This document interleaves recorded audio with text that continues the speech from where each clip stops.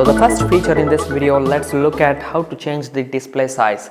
Now display size in the sense the entire user interface size will be changed and it just looks quite a bit better like a super high resolution mobile phone, or rather super high resolution display, as if you are using that. As you can see, the entire user interface is changed to different resolution altogether with that simple setting. As you can see, a lot of things gets covered in just one page rather than having to scroll down or keep scrolling down all the time because of the font size. Now of course, if you are not proper in reading this little tiny small size, you can always change the font size as well. I'll just show you how to do that. So to change the entire display size, just go to the settings and here you will find additional settings and there is accessibility here.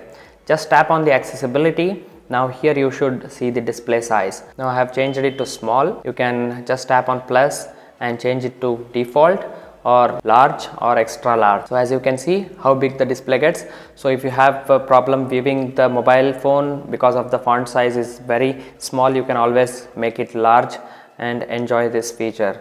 So this is how you change it. By default it was like this and I changed it to very small. Just looks way better and very neat as well. If you want to change just the font size and not the entire user interface, what you can do is again go to the display here. Inside the settings, all you have to do is just go to display and here you will find text size, system font. You can, now it is yes, you can make it medium, just a bit bigger. Now this way you can read it easily. There is a lot of screen real estate here to use. Even while browsing internet, what it does is it gives you a lot of stuff in just one little page. So this is how you utilize the display size. This was the first feature. Start using it. Hit that like button if you like this feature. The second thing is to using a second space. So as you will see right now, changing it to second space gives you a private space where you can store all the things that are private to you, or rather you can give the second space to public or rather your friends or your relatives so that they use the mobile with only few applications installed. So that way you can give it to your kids, let them use the space and your entire stuff will be private and safe as well, so they don't mess up with your private space. So in order to do that, what you have to do is just go to the settings again. There is second space here. There is second space. Just tap on that.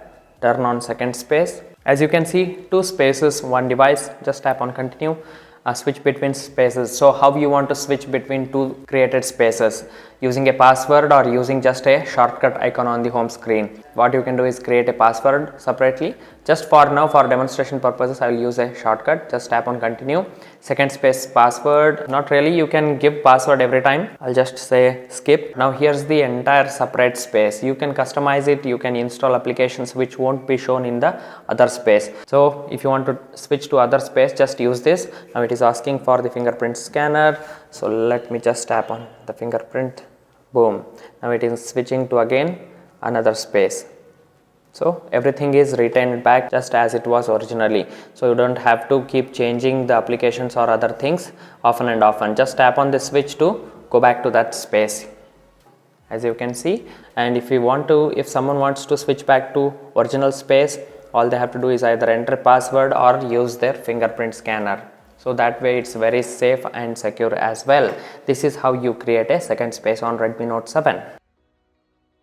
The next setting is enabling one-handed mode. One-handed mode in the sense, now since this is a large device, as you can see, holding this mobile, even though I have large hands, it's quite cumbersome to actually reach to all the spaces here easily in just using with the one hand. So what you can do is create a one-hand mode, which is again inside the settings. So let's move on to setting, and inside the settings, go to the additional settings and here you will find one-handed mode. Just tap on it and how you like to set up 3.5 inches, 4 inches, 4.5 inches. Unfortunately, you cannot actually customize the size other than this ready-made.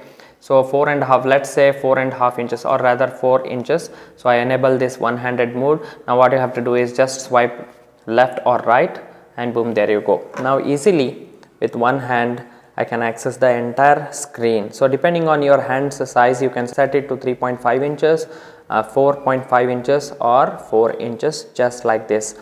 So this is how you use the one-handed mode. It's very convenient feature. Now if you just want to go back to original space, just tap on this dark empty space and the original screen is retained. So this is very nice feature. The next one is button and gestures. Launching camera very quickly, basically creating a shortcut for the camera. So in order to do that, just go to the settings. Inside the settings, additional settings, and here you will find button and gesture shortcuts. There are so many things that you can really customize according to your liking.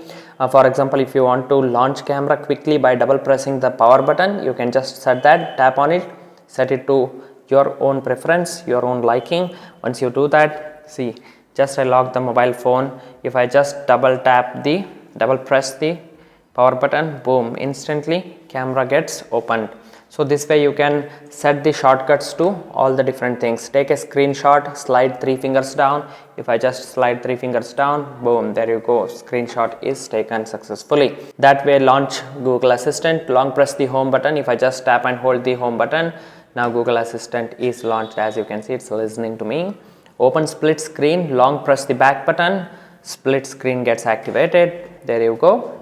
So this is how you set different kinds of things, or rather different shortcut screen, just to access different things very quickly. So this is how you set the buttons and gestures. Basically, if you just go through, there are a lot of things that you can do. So if you want to quickly access menu of any of the application, you can set that to show menu or show recent apps tray. So that's how you trigger the function. Automatically disable navigation buttons. While using apps in full screen, you can disable these navigation buttons automatically so that you utilize full screen. So that way you can customize any of this. For example, turn off screen, long press the home button to turn off the screen. You can lock the screen, close current application. You can set the shortcut there as well. So guys, this was it in this video. Because again it gets lengthy, make sure to watch full video. Hit that like button if you enjoyed this video. In the next video, I'll be covering more settings, more features inside the Redmi Note 7, and as the updates pop up, I'll be covering those as well. Also, there will be a detailed in-depth review of the camera. So make sure you are subscribed to my channel. Hit that subscribe button, like this video, share with your friends. See you all in another one. Till then, take care. Bye bye.